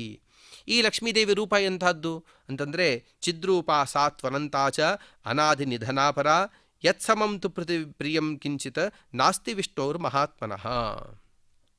ಇವಳು ಜ್ಞಾನಾನಂದಾತ್ಮಕವಾದಂತಹ ಶರೀರವುಳ್ಳವಳು. ಎಷ್ಟು ಜ್ಞಾನಾನಂದಾತ್ಮಕವಾದಂತಹ ಶರೀರವುಳ್ಳವಳು, ಹೇಗೆ ಉಳ್ಳವಳು ಅಂತಂದರೆ ದೇಶದ ಕಾಲತಶ್ಚೈವ ಸಮವ್ಯಾಪ್ತ ಚತೇನಯ ತಥಾಪ್ಯನುಗುಣ ವಿಷ್ಣೋ ಸಾ ಲಕ್ಷ್ಮೀರ್ಮೇ ಪ್ರಸೀದತು ಎಂಬುದಾಗಿ ನಾವು ಸ್ತೋತ್ರದಲ್ಲಿ ಕೇಳ್ತೇವೆ. ಪರಮಾತ್ಮ ಎಷ್ಟೆಷ್ಟು ದೇಶಗಳಲ್ಲಿ ಎಷ್ಟೆಷ್ಟು ಕಾಲಗಳಲ್ಲಿ ವ್ಯಾಪ್ತನಾಗಿದ್ದಾನೋ ಆ ಎಲ್ಲ ಕಾಲಗಳಲ್ಲೂ ಕೂಡ ಆ ಎಲ್ಲ ದೇಶದಲ್ಲೂ ಕೂಡ ತನ್ನ ಜೊತೆಗೆ ವ್ಯಾಪ್ತಿಯನ್ನು ಆ ಮಹಾಲಕ್ಷ್ಮೀ ದೇವಿಗೆ ಅನುಗ್ರಹ ಮಾಡಿದ್ದಾನೆ. ಲಕ್ಷ್ಮೀದೇವಿಗೆ ಸ್ವಾಭಾವಿಕವಾಗಿ ಅಷ್ಟು ಸಾಮರ್ಥ್ಯ ಇಲ್ಲ, ಆದರೆ ದೇವರ ಅನುಗ್ರಹದಿಂದಾಗಿ ಅಷ್ಟು ಸಾಮರ್ಥ್ಯವನ್ನು ತಾನು ಪಡೆದಿದ್ದಾಳೆ. ಅದಕ್ಕಾಗಿ ಹೇಳ್ತಾರೆ ಅನಾದಿ ನಿಧನ. ಯಾವಾಗಿಂದಲೋ ಪರಮಾತ್ಮನ ಜೊತೆಗಿದ್ದಾಳೆ, ಎಷ್ಟೋ ಅನಂತ ಕಾಲದಿಂದ ಇದ್ದಾಳೆ, ಅನಂತ ಕಾಲದವರೆಗೂ ಇರ್ತಾಳೆ. ಹಿಂದಕ್ಕೆ ನಾವು ಕೆಲವು ವಿಷಯಗಳನ್ನು ಹೇಳುವಾಗ ಅಂದುಕೊಂಡ್ವಿ, ಆದ್ಯಾದಿ ವಿಷ್ಣು ಸ್ಥಿರಧರ್ಮ ಪತ್ನಿ ಎಂಬುದಾಗಿ ಆಥರ್ವಣ ರಹಸ್ಯದಲ್ಲಿ ಈ ಲಕ್ಷ್ಮೀದೇವಿಯನ್ನು ಸಂಬೋಧನೆ ಮಾಡ್ತಾರೆ. ಉದಾಹರಣೆಗೆ ನಾವು ಪೂರ್ವ ಶ್ಲೋಕದಲ್ಲಿ ಕೇಳಿದಂತೇನೆ ರುಜು ಗಣಕ್ಕೆ ಬರುವಂತಹ ಯಾರು ಬ್ರಹ್ಮ ಪದವಿಗೆ ಬರುವಂತಹ ಜೀವರಿದ್ದಾರೋ ಅವರು ನಿವೃತ್ತರಾಗ್ತಾರೆ. ಒಂದು ಕಾಲ ಅವಧಿ ಮುಗಿದ ಮೇಲೆ ಅವರು ಮೇಲಿನ ಪದವಿಗೆ ಹೋಗುವುದು ಅಥವಾ ಬ್ರಹ್ಮದೇವರು ಇವರು ಮೋಕ್ಷಕ್ಕೆ ಹೋಗುವುದು. ಹೀಗಾಗಿ ಅವರಲ್ಲಿ ನಿವೃತ್ತಿ ಅಂದರೆ ಇವಾಗಿನ ಕಾಲದ ಪ್ರಕಾರ ರಿಟೈರ್ಮೆಂಟ್ ಎನ್ನುವುದಿದೆ. ಆದರೆ ರಿಟೈರ್ಮೆಂಟ್ ಇಲ್ಲದ ಒಂದೇ ಒಂದು ಪದವಿ ಅದು ಲಕ್ಷ್ಮೀದೇವಿಯ ಪದವಿ ಮಾತ್ರ. ಅದಕ್ಕಾಗಿ ಹೇಳ್ತಾರೆ ಆದ್ಯಾದಿ ವಿಷ್ಣು ಸ್ಥಿರಧರ್ಮ ಪತ್ನಿ. ಪರಮಾತ್ಮ ತನ್ನ ಜೊತೆಗಿರುವಂತಹ ಎಲ್ಲರನ್ನು ಬದಲಾವಣೆ ಮಾಡ್ತಾನೆ. ಉದಾಹರಣೆಗೆ ಬ್ರಹ್ಮದೇವರನ್ನು ಬದಲಾಯಿಸಿದ, ವಾಯುದೇವರನ್ನು ಬದಲಾಯಿಸಿದ, ಶೇಷದೇವರನ್ನು ಬದಲಾಯಿಸಿದ, ಗರುತ್ಮಂತನ ಸ್ಥಾನವನ್ನು ಮತ್ತೊಬ್ಬರಿಗೆ ಕೊಟ್ಟ, ರುದ್ರದೇವರ ಸ್ಥಾನವನ್ನು ಬೇರೊಬ್ಬರಿಗೆ ಕೊಟ್ಟ, ಇಂದ್ರನ ಸ್ಥಾನವನ್ನು ಕೂಡ ಅದಕ್ಕೂ ಬೇರೆಯವರು ಕೊಟ್ಟ. ಆದರೆ ಲಕ್ಷ್ಮೀದೇವಿಯ ಸ್ಥಾನವನ್ನು ಬೇರೆ ಯಾರಿಗೂ ಕೂಡ ಕೊಡಲಿಲ್ಲ ಪರಮಾತ್ಮ. ಕೇವಲ ಆ ಮಹಾತಾಯಿಗೆ ಮಾತ್ರ ಅಂತಹ ದೊಡ್ಡದಾದಂತಹ ಅನುಗ್ರಹವನ್ನು ಮಾಡಿದ್ದಾನೆ. ಅದನ್ನೇ ಹೇಳ್ತಾನೆ ಅಪರಾ ಇಯಂ ತ್ವನ್ಯಾ ಪ್ರಕೃತಿಂ ವಿದ್ಧಿ ಮೇ ಪರಾಂ. ಅವಳನ್ನೇ ಅಪರಾ.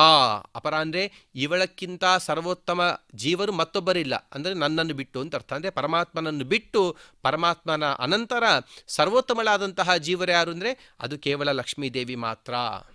ಆ ಮಹಾತಾಯಿ ಕೂಡ ಆ ಪರಮಾತ್ಮನನ್ನು ಅದೇ ವಿಧವಾಗಿ ಸೇವಿಸ್ತಾಳೆ. ಇದನ್ನೇ ಆದಿತ್ಯ ಪುರಾಣ ಅಂತರ್ಗತ ವೆಂಕಟಾಚಲ ಮಹಾತ್ಮ್ಯದಲ್ಲಿ ಹೇಳ್ತಾರೆ. ಎಷ್ಟು ವಿಧವಾಗಿ ಸೇವಿಸ್ತಾಳೆ ಲಕ್ಷ್ಮೀದೇವಿ ಅಂದರೆ ನಾವಿವಾಗ ಸಾಮಾನ್ಯವಾಗಿ ಪೂಜೆ ಮಾಡುವಾಗ ಶಂಖಕ್ಕೆ ಮುಟ್ಟಿಸಿ ನಾವು ದೇವರಿಗೆ ಉಪಚಾರಗಳನ್ನು ಸಮರ್ಪಿಸ್ತೇವೆ. ಯಾಕೆ?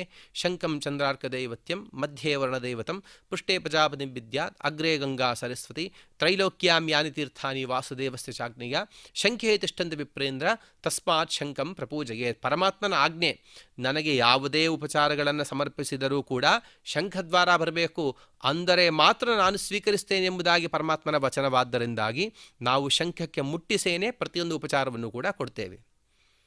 ಶಂಖ ಇದು ಲಕ್ಷ್ಮೀದೇವಿಯಿಂದ ಅಭಿಮನ್ಯಮಾನವಾದದ್ದು. ಯಾಕೆಂದರೆ ಸಮುದ್ರದಲ್ಲೇ ಲಕ್ಷ್ಮೀದೇವಿನ ಬಂದಲು, ಸಮುದ್ರದಲ್ಲೇನೇ ಶಂಖವೂ ಬಂತು, ಆ ಶಂಖದಲ್ಲೇ ಲಕ್ಷ್ಮೀ ಸನ್ನಿಧಾನ ಎಂಬುದಾಗಿ ಕೂಡ ಶಾಸ್ತ್ರ ಪ್ರಸಿದ್ಧ. ಲಕ್ಷ್ಮೀದೇವಿ ಹೇಗೆ ಪರಮಾತ್ಮನ ಸೇವೆ ಮಾಡ್ತಾಳೆ ಅಂತಂದರೆ ಶಂಖದ ಮೂಲಕ ಮಾತ್ರ ದೇವರ ಸೇವೆ ಮಾಡುವುದಿಲ್ಲಂತೆ. ಪರಮಾತ್ಮ ತಾನು ಎಲ್ಲಾದರೆ ಸ್ನಾನಕ್ಕೆ ಹೋಗ್ತಾನೋ ಆ ಸ್ನಾನಕ್ಕೆ ಹೋಗುವ ಸಂದರ್ಭದಲ್ಲಿ ಇರುವಂತಹ ಅಲ್ಲೇನು ಬಾವಿ, ಏನು ಉತ್ತಮವಾದಂತಹ ಸರೋವರ ಇರ್ತದೋ ಆ ಸರೋವರವು ಲಕ್ಷ್ಮೀದೇವಿಯೇ, ಅಲ್ಲಿನ ನೀರು ಲಕ್ಷ್ಮೀದೇವಿಯೇ. ಪರಮಾತ್ಮ ಎಲ್ಲೆಲ್ಲಿ ಪಾದ ಇಡ್ತಾನೋ ಆ ಪಾದದ ಸೌಂದರ್ಯವನ್ನು ಸವಿಯುವ ಭಾಗ್ಯ ನನಗೇ ಬೇಕು ಎಂಬುದಾಗಿ ಪರಮಾತ್ಮನ ಪಾದ ಇಡುವ ಪ್ರತಿಯೊಂದು ಸ್ಥಾನವೂ ಕೂಡ ಲಕ್ಷ್ಮೀದೇವಿಯೇ. ಕೊನೆಗೆ ಪರಮಾತ್ಮ ಯಾವ ನೀರಿನಲ್ಲಿ ಇಳಿತಾನೋ ಆ ನೀರನ್ನು ತಾಕುವಂತಹ ಆ ನೀರಿನಲ್ಲಿ ಇರುವಂತಹ ಜಲಚರ ಪ್ರಾಣಿಗಳು ಕೂಡ ಲಕ್ಷ್ಮೀದೇವಿಯೇ.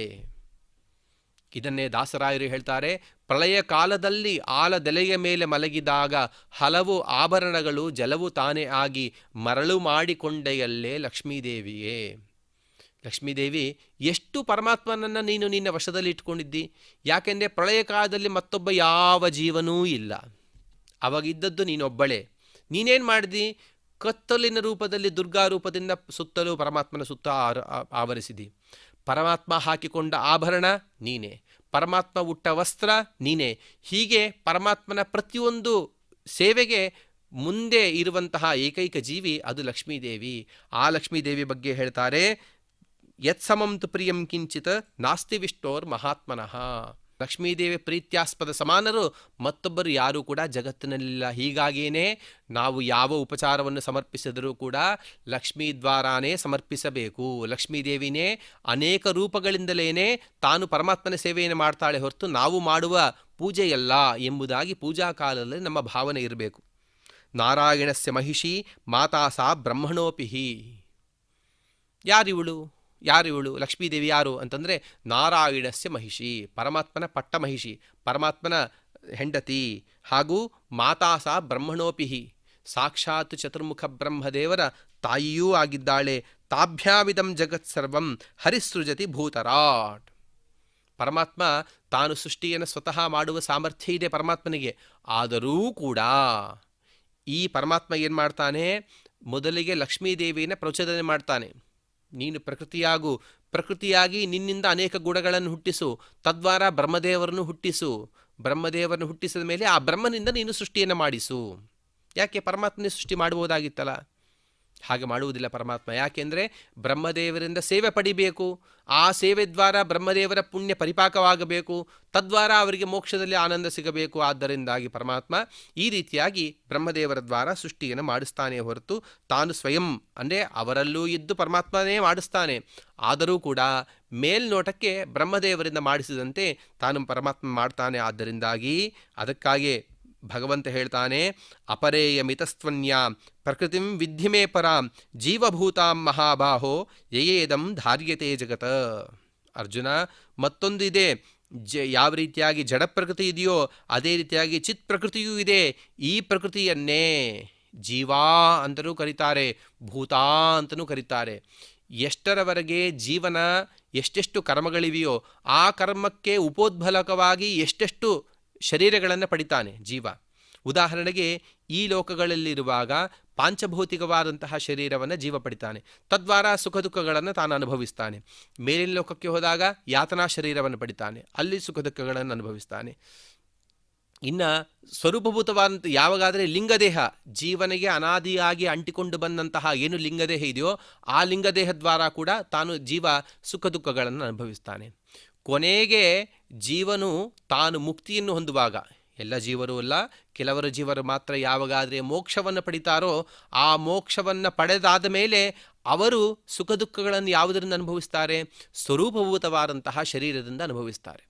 ಆ ಸ್ವರೂಪಭೂತವಾದಂತಹ ಶರೀರದಲ್ಲೂ ಕೂಡ ಇದ್ದು ಆ ಜೀವರಿಗೆ ಸುಖ ದುಃಖಗಳನ್ನು ಅನುಭವಿಸುವ ವಿಶಿಷ್ಟವಾದಂತಹ ಯೋಗ್ಯತೆಯನ್ನು ನೀಡ್ತಾಳೆ ಲಕ್ಷ್ಮೀದೇವಿ. ಆದ್ದರಿಂದಾಗಿ ಜೀವಭೂತ ಅಂತಹ ಜೀವನ ಪ್ರತಿಯೊಂದು ಸ್ಥಳದಲ್ಲೂ ಇದ್ದಾಳೆ, ಪ್ರತಿಯೊಂದು ಕಡೆಗೂ ಇದ್ದಾಳೆ, ಆ ಜೀವನು ಇರುವಂತೆ ಮಾಡಿದ್ದಾಳೆ.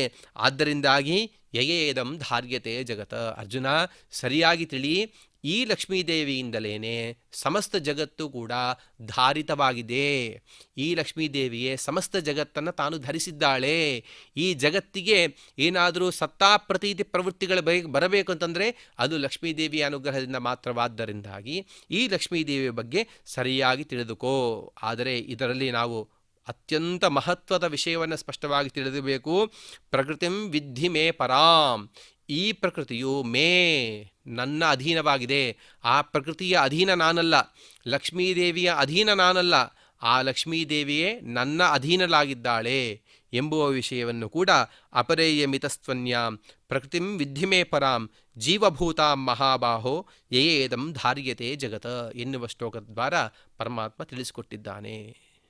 ಆಚಾರ್ಯರ ಪ್ರವಚನಾನಂತರಂ ಈಗ ನಾವೆಲ್ಲರೂ ಕೂಡ 7ನೇ ಅಧ್ಯಾಯದ ಶ್ಲೋಕಪಾರಾಯಣಂ ಸಾವಧಾನವಾಗಿ ಮನೆಯಲ್ಲಿ ಕುಳಿತಿರುವಂತಹ ಎಲ್ಲ ಸದ್ಬಾಂಧವರ ಸದ್ಭಕ್ತರು ಕೂಡ ಸುಲಭವಾಗಿ ಕಲಿಯೋ ಥರ ನಾವೆಲ್ಲರೂ ಕೂಡ ಪಾರಾಯಣವನ್ನು ಮಾಡಿ ಆ ಶ್ರೀಕೃಷ್ಣ ಪರಮಾತ್ಮರ ಕೃಪೆಗೆ ಪಾತ್ರರಾಗೋಣ ಅಂಥೇಳಿ ಈಗ 7ನೇ ಅಧ್ಯಾಯದ ಪಾರಾಯಣವನ್ನು ಮಾಡೋಣ. ಅಥ ಶ್ರೀಮದ್ಭಗವದ್ಗೀತಾಸು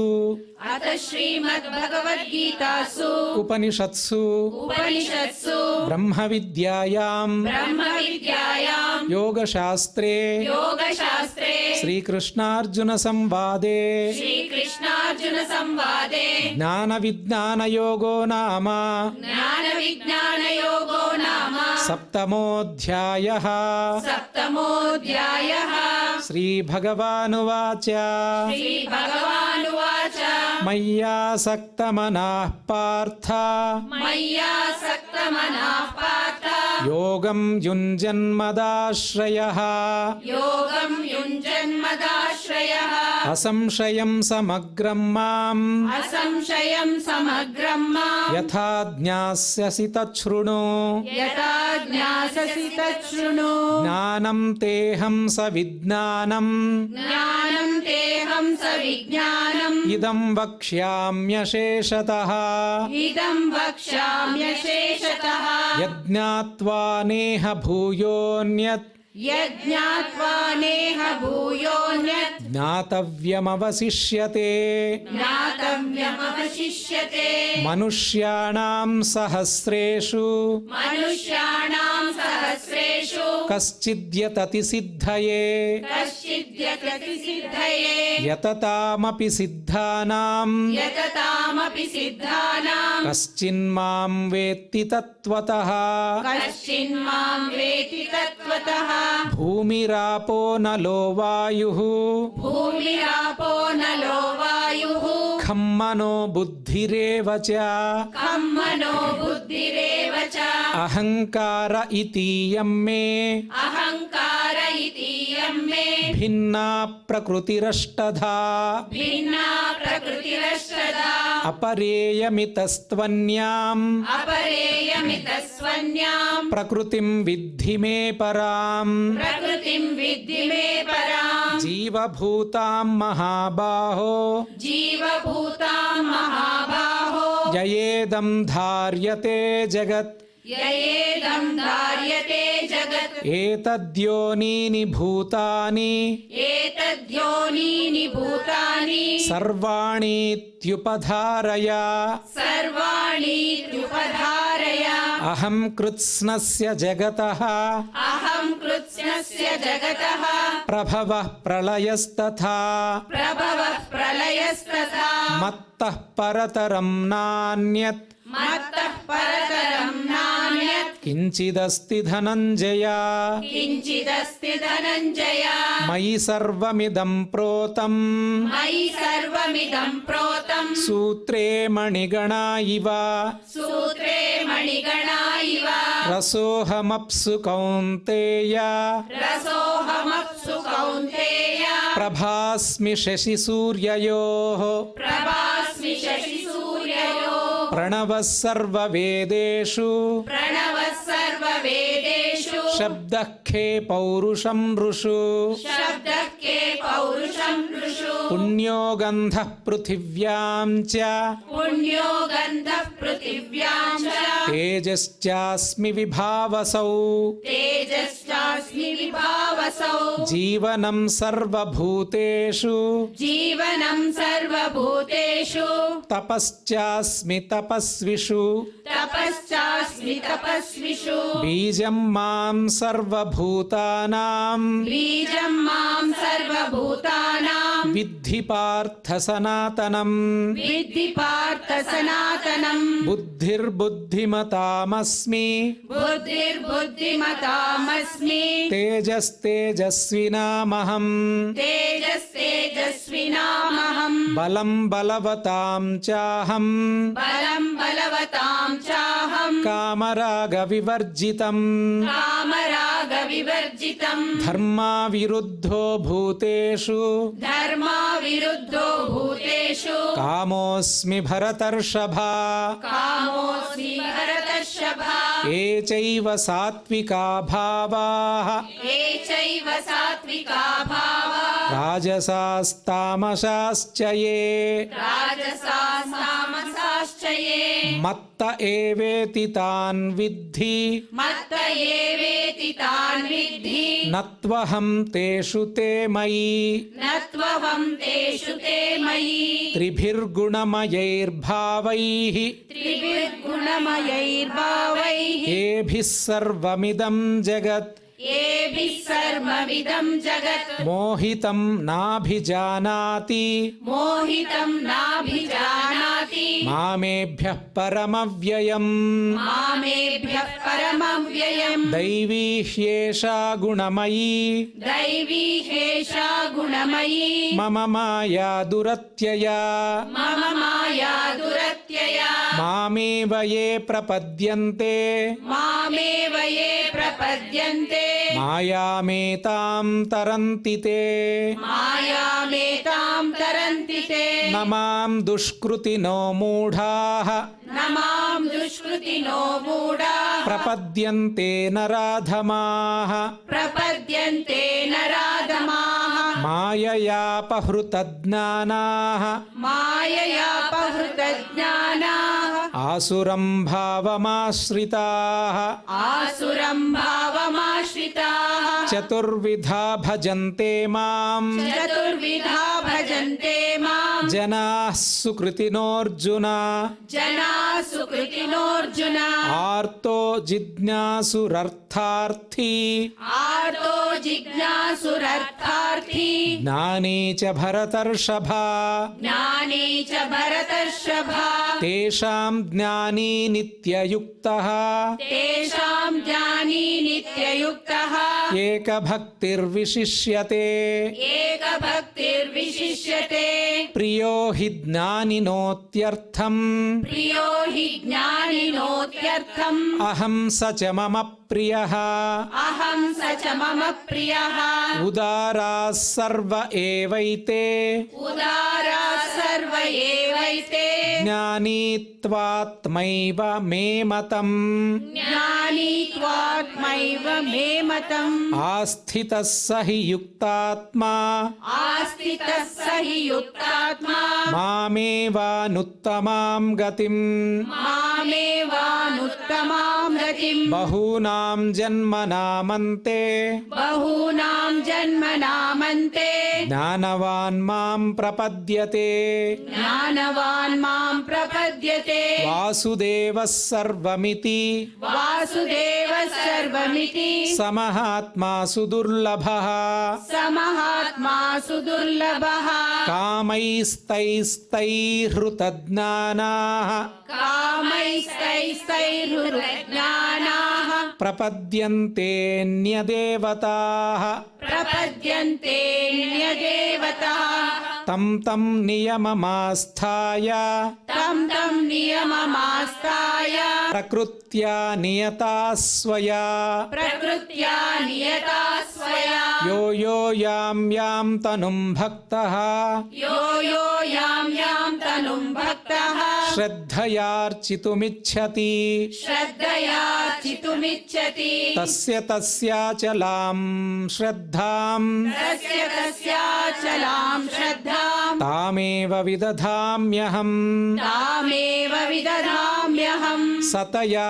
श्रद्धया युक्तः सतया श्रद्धया युक्तः तस्याराधनमीहते तस्याराधनमीहते लभते च ततः कामान् लभते च ततः कामान् मयैव विहितान् हितान् मयैव विहितान् हितान् अन्तवत्तु फलं तेषाम् अन्तवत्तु फलं तेषां तद्भवत्यल्पमेधसाम् तद्भवत्यल्पमेधसाम् देवान् देवयजो यान्ति देवान् देवयजो यान्ति मद्भक्ता मद्भक्ता यान्ति मामपि मद्भक्ता यान्ति मामपि अव्यक्तं व्यक्तिमापन्नम् अव्यक्तं व्यक्तिमापन्नं मन्यन्ते मामबुद्धयः मन्यन्ते मामबुद्धयः परं भावमजानन्तो परं भावमजानन्तो ममाव्ययमनुत्तमम् ममाव्ययमनुत्तमम् नाहं प्रकाशः सर्वस्य नाहं प्रकाश सर्वस्य योगमाया समावृतः योगमाया समावृतः मूढोऽयं नाभिजानाति मूढोऽयं नाभिजानाति लोको मामजमव्ययम् लोको मामजमव्ययम् वेदाहं समतीतानि वेदाहं समतीतानि वर्तमानानि चार्जुन वर्तमानानि चार्जुन भविष्यानि च भूतानि भविष्याणि च भूतानि मां तु वेद न कश्चन मां तु वेद न कश्चन इच्छाद्वेषः समुत्थेन इच्छाद्वेषसमुत्थेन द्वन्द्वमोहेन भारत द्वन्द्वमोहेन भारत सर्वभूतानि सम्मोहम् सर्वभूतानि सम्मोहं सर्गे यान्ति परन्तप सर्गे यान्ति परन्तप येषां त्वन्तगतं पापम् येषां त्वन्तगतं पापं जनानां पुण्यकर्मणां जनानां पुण्यकर्मणां ते द्वन्द्वमोहनिर्मुक्ताः ते द्वन्द्वमोहनिर्मुक्ताः भजन्ते मां दृढव्रताः भजन्ते मां दृढव्रताः जरामरणमोक्षाय जरामरणमोक्षाय मामाश्रित्य यतन्ति ये मामाश्रित्य यतन्ति ये ते ब्रह्म तद्विदुः ते ब्रह्म तद्विदुःकृत्स्नम् अध्यात्मं कर्म चाखिलम् अध्यात्मं कर्म चाखिलम् साधिभूताधिदैवं मां साधिभूतादिदैवं मां साधियज्ञं च ये विदुः साधियज्ञं च ये विदुः प्रयाणकालेऽपि च मां प्रयाणकालेऽपि च मां ते विदुर्युक्तचेतसः ते विदुर्युक्तचेतसः इति श्रीमद्भगवद्गीतासु इति श्रीमद्भगवद्गीतासु उपनिषत्सु उपनिषत्सु ब्रह्मविद्यायां ब्रह्मविद्यायां योगशास्त्रे योगशास्त्रे श्रीकृष्णार्जुनसंवादे श्रीकृष्णार्जुनसंवादे ज्ञानविज्ञानयोगो नाम ज्ञानविज्ञानयोगो नाम सप्तमोऽध्यायः सप्तमोऽध्यायः यत्र योगेश्वरः कृष्णो यत्र योगेश्वरः कृष्णो यत्र पार्थो धनुर्धरः यत्र पार्थो धनुर्धरः तत्र श्रीर्विजयो भूतिः तत्र श्रीर्विजयो भूतिः ध्रुवा नीतिर्मतिर्मम ಧ್ರುವ ನೀತಿರ್ಮತಿರ್ಮಮ ಪ್ರತಿಯೊಂದು ಶ್ಲೋಕದಲ್ಲಿ ಪ್ರತಿಯೊಂದು ಪಾದದಲ್ಲೂ ಯಾವುದೇ ಒಂದು ಪದ ಅಂದರೆ ನಾವು ಓದಿರುವ ಈ ಶ್ಲೋಕಗಳಲ್ಲಿ ತಪ್ಪುಗಳು ಬಂದಿದ್ದಲ್ಲಿ ಈ ಕ್ಷಮಾ ಪ್ರಾರ್ಥನೆಯಿಂದ ನಾವು ಅದನ್ನು ಪರಿಹರಿಸಿಕೋಬಹುದು ಎಂಬ ಉದ್ದೇಶದಿಂದ ಈ ಕ್ಷಮಾ ಪ್ರಾರ್ಥನೆಯನ್ನು ಮಾಡ್ತಾ ಇದ್ದೀವಿ. ಎಲ್ಲರೂ ಕೂಡ ಸಾವಧಾನವಾಗಿ ಹೇಳಿ. ಯದಕ್ಷರಪದಭ್ರಷ್ಟಂ ಮಾತ್ರಾಹೀನಂಚ ಯದ್ಭವೇತ್ ಮಾತ್ರಾಹೀನಂಚ ಯದ್ಭವೇತ್ ತತ್ಸರ್ವಂ ಕ್ಷಮ್ಯತಾಂ ದೇವ ತತ್ಸರ್ವಂ ಕ್ಷಮ್ಯತಾಂ ದೇವ ನಾರಾಯಣ ನಮೋಸ್ತುತೇ. ನಾರಾಯಣ ನಮೋಸ್ತುತೇ. ಭಗವದರ್ಪಣಂ ಎಂಬ ಒಂದು ಪದ ಇಲ್ಲಿ ಒಂದು ಮಹತ್ತರವಾದ ಒಂದು ಅರ್ಥವನ್ನು ಹೇಳುತ್ತೆ. ಯಾಕೆಂದರೆ ಆಂಗ್ಲದಲ್ಲಿ ಗಾಡ್ ಈಸ್ ಎವ್ರಿವೇರ್ ಅಂತ ಸಿಂಪಲಾಗಿ ಹೇಳ್ಬಿಡ್ತಾರೆ. ಆದರೆ ಈ ಅಧ್ಯಾಯದಲ್ಲಿ ಆಗ್ಬೋದು 10ನೇ ಅಧ್ಯಾಯ ವಿಭೂತಿ ಯೋಗದಲ್ಲಿ ಪರಮಾತ್ಮ ಪ್ರತಿಯೊಂದು ಈ ಜಗತ್ತಲ್ಲಿ ಪ್ರತಿಯೊಂದು ವಸ್ತು ನಾನೇ ಆಗಿದ್ದೀನಿ ಅಂತ ಹೇಳಿದ್ದಾರೆ.